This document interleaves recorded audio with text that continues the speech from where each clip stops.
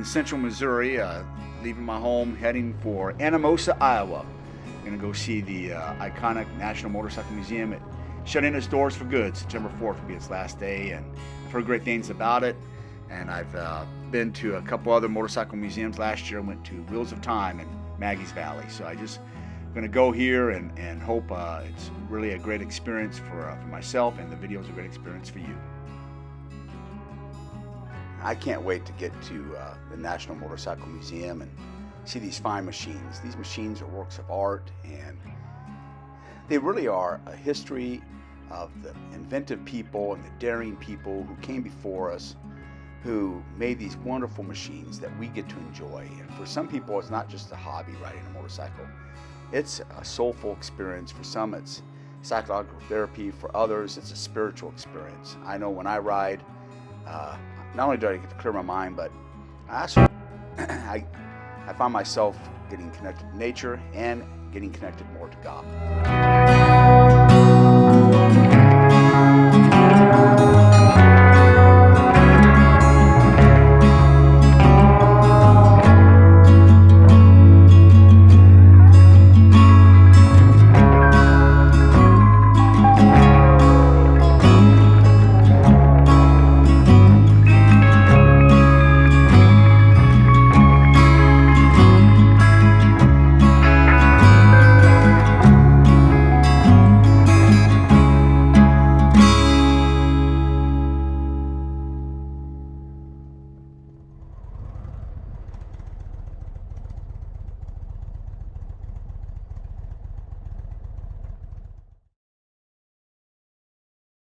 Lovely Judy. Look. Thank you, babe. At the National Motorcycle Museum. Unfortunately, it's closing September 4th, so I had to make a trip up here and see it. It's in Anamosa, Iowa, and so hopefully this video will be a great heritage type video for the motorcycle posterity. It's a great museum, and I hope you enjoy the episode.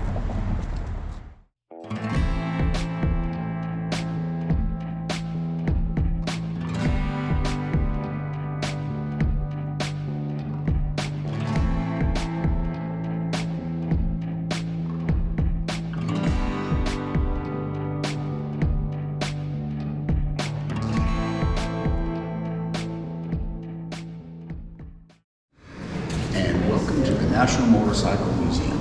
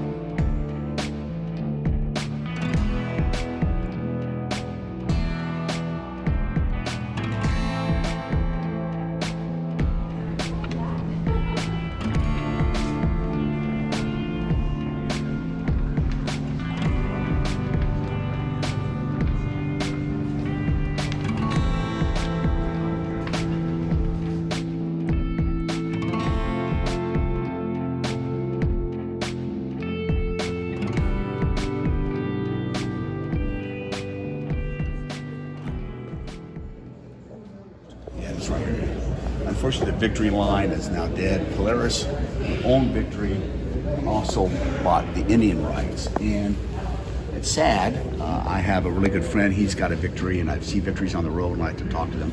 It was a great motorcycle. When this came out, this was the biggest production engine. I want to say this came out in 1999. That was on the market for baggers and cruisers. Huge production. What about the chair seats?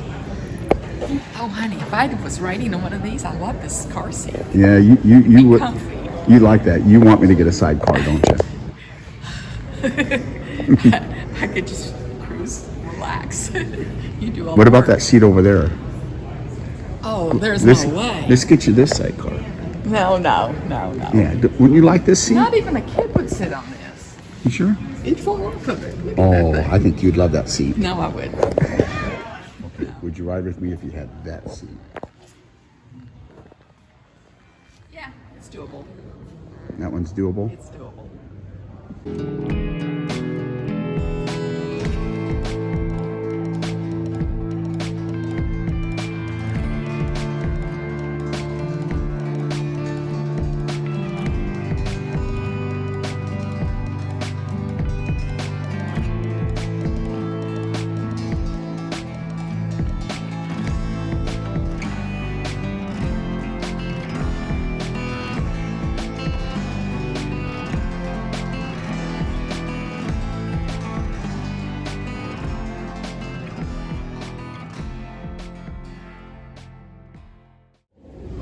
So here we have a fine Merkle and an Indian.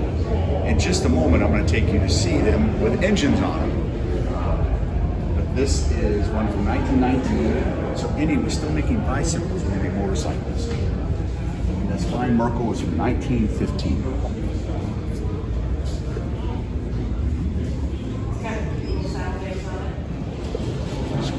This Indian here, look at this, how beautiful craftsmanship. It's also got its embossed seal right here on the seat. And this fine Merkle has the same thing, an embossed seal on its seat over there. Just as gorgeous looking. The craftsmanship for its time is just unbelievable. And by the way, this fine Merkle could have a top speed of 100 miles an hour back in 1911. Just why it was called a fine Merkle. This motorcycle was owned by Steve McQueen, this very motorcycle. And I think they're going to auction it off here next month. 1906 Crouch motorcycle.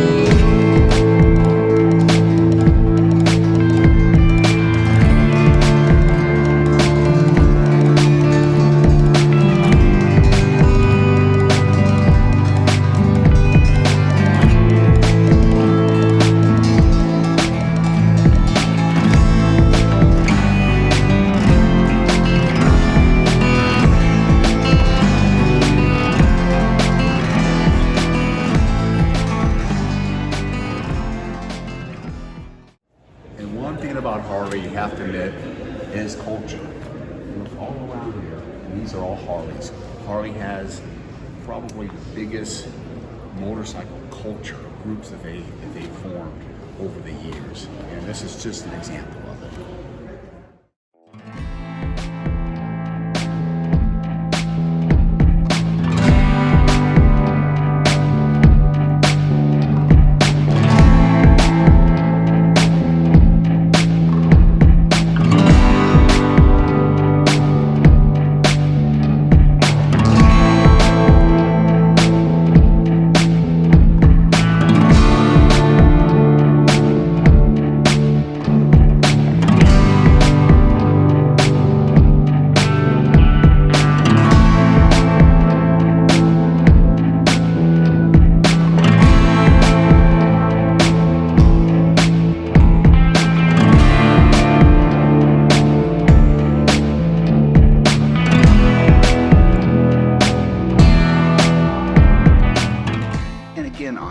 Harley-Davidson culture reminds me a lot of the people in Texas. I lived in Texas for 24 years, and Texans are proud of their state. And you know when you come upon a Texan, and you know from people who live in Texas compared to the other states.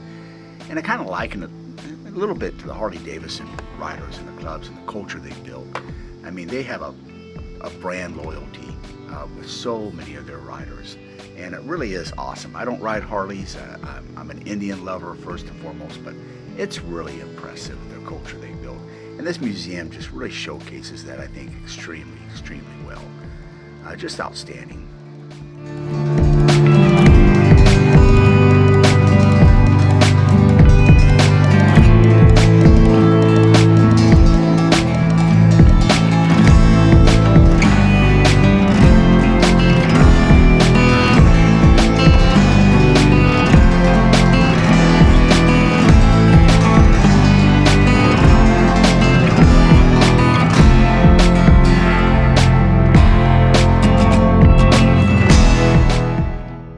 I just said I don't ride Harleys. Doesn't mean I wouldn't ride a Harley, and I've been on a Harley before.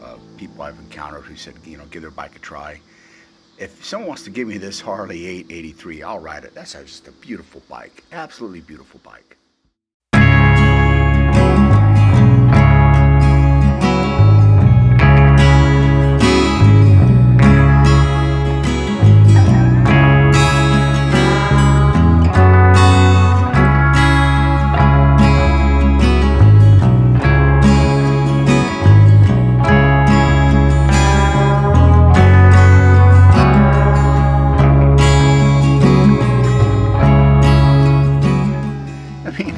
Harley is so iconic. They have my favorite drink, Coca-Cola, and they even have Barbie dolls. At least this Ken doesn't look like a wimp though, so good for Harley.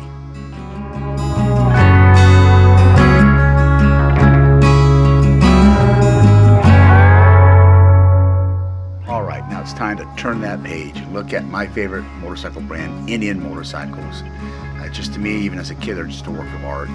It started off as the Hindi Manufacturing Company by George M. Hindi in 1897. And in 1901, Oscar Headstrom and George Hindi in Springfield, Massachusetts came up with a prototype, and 2 production units were built of Indian motorcycles. They were the first American motorcycle company. It's iconic.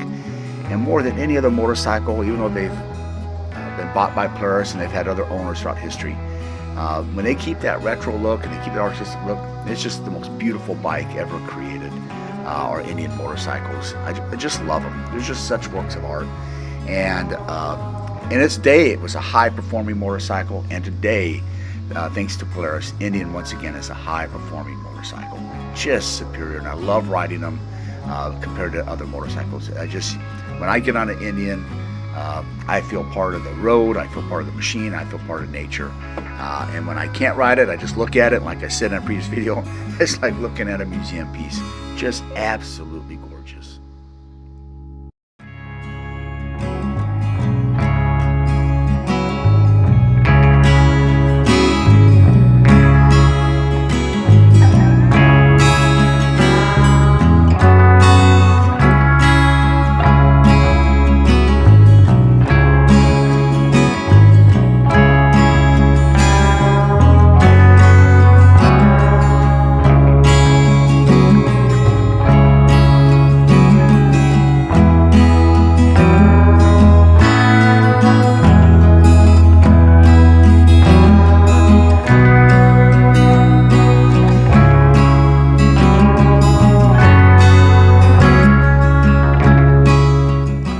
Welcome to the end of part 1 on the National Motorcycle Museum, and part 2 will be following shortly.